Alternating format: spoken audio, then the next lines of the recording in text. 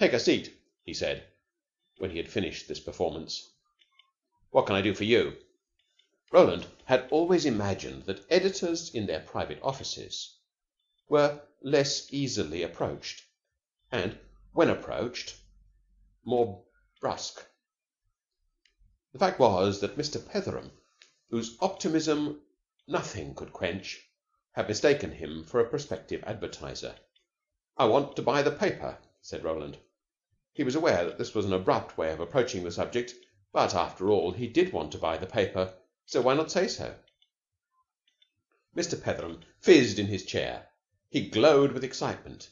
"Do you mean to tell me there's a single bookstall in London which has sold out? Great Scott! Perhaps they've all sold out. How many did you try?" "I mean buy the whole paper. Become proprietor, you know." Roland felt that he was blushing, and hated himself for it. He ought to be carrying this thing through with an air. Mr. Petheram looked at him blankly. "Why?" he asked.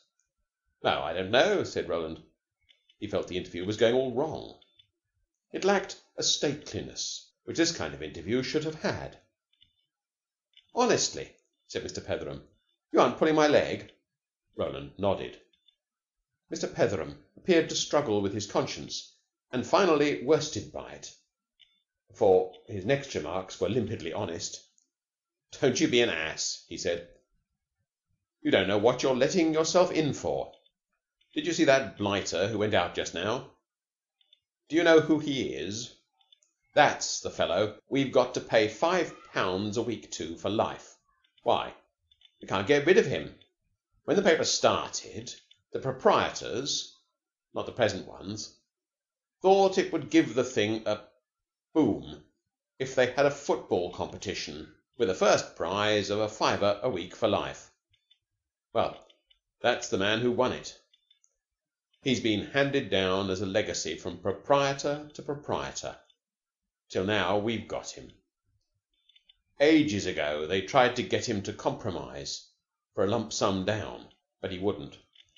Said he would only spend it, and preferred to get it by the week.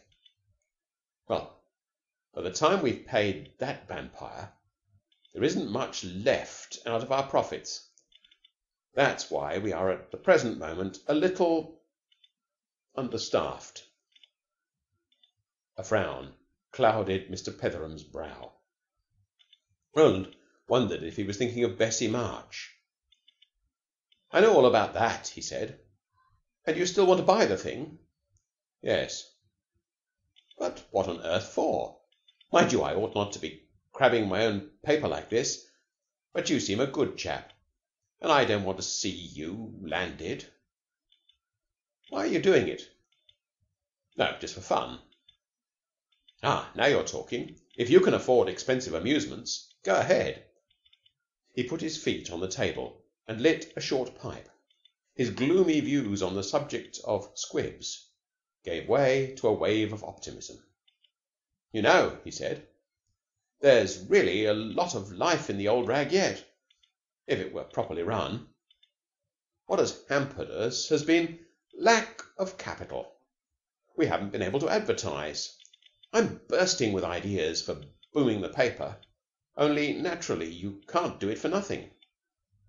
As for editing, what I don't know about editing, but perhaps you've got somebody else in your mind."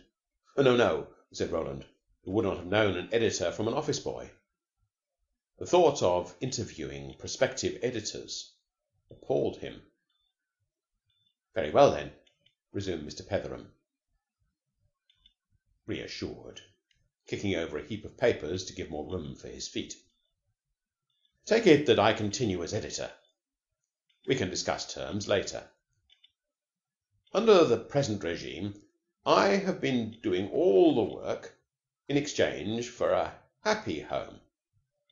I suppose you won't want to spoil the ship for a ha'porth of tar. In other words, you would sooner have a happy, well-fed editor running about the place than a broken-down wreck who might swoon from starvation." "But one moment," said Roland. "Are you sure that the present proprietors will want to sell?" "Want to sell?" cried Mr. Petheram enthusiastically.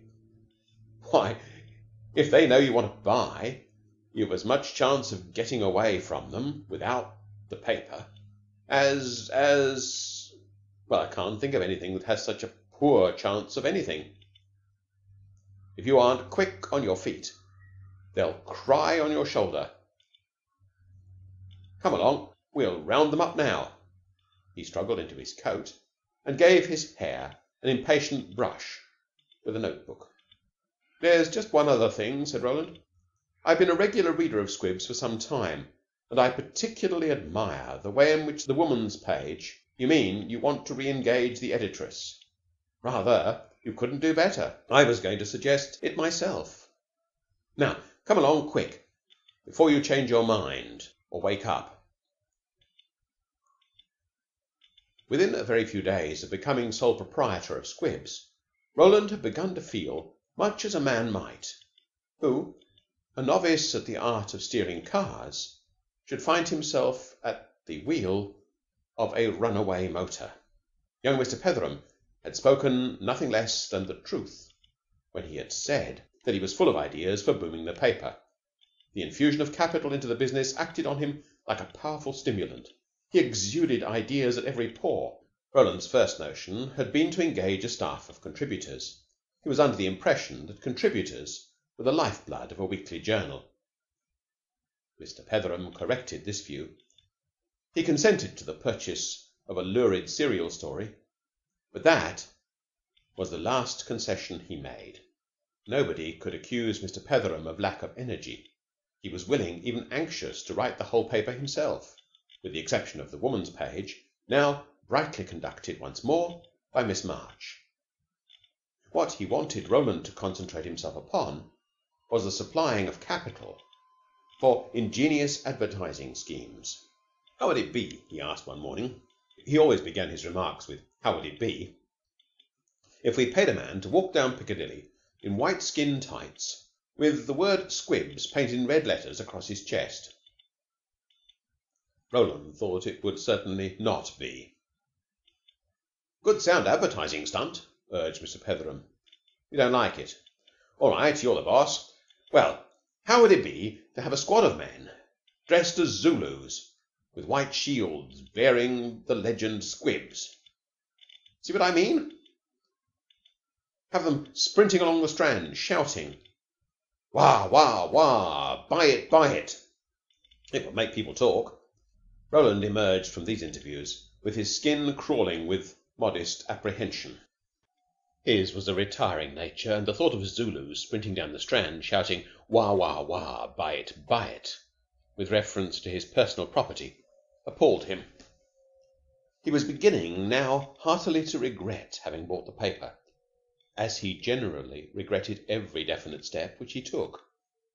The glow of romance which had sustained him during the preliminary negotiations had faded entirely. A girl has to be possessed of unusual charm to continue to captivate B when she makes it plain daily that her heart is the exclusive property of A. And Roland had long since ceased to cherish any delusion that Bessie March was ever likely to feel anything but a mild liking for him. Young Mr. Petheram had obviously staked out an indisputable claim. Her attitude towards him was that of an affectionate devotee towards a high priest. One morning, entering the office unexpectedly, Roland found her kissing the top of Mr. Petheram's head, and from that moment his interest in the fortunes of Squibs sank to zero. It amazed him that he could ever have been idiot enough to have allowed himself to be entangled in this insane venture for the sake of an insignificant looking bit of a girl with a snub nose and a poor complexion. What particularly galled him was the fact that he was throwing away good cash for nothing. It was true that his capital was more than equal to the, on the whole, modest demands of the paper, but that did not alter the fact that he was wasting money. Mr. Petheram always talked buoyantly about turning the corner, but the corner always seemed just as far off. The old idea of flight, to which he invariably had recourse in any crisis, came upon Roland with irresistible force.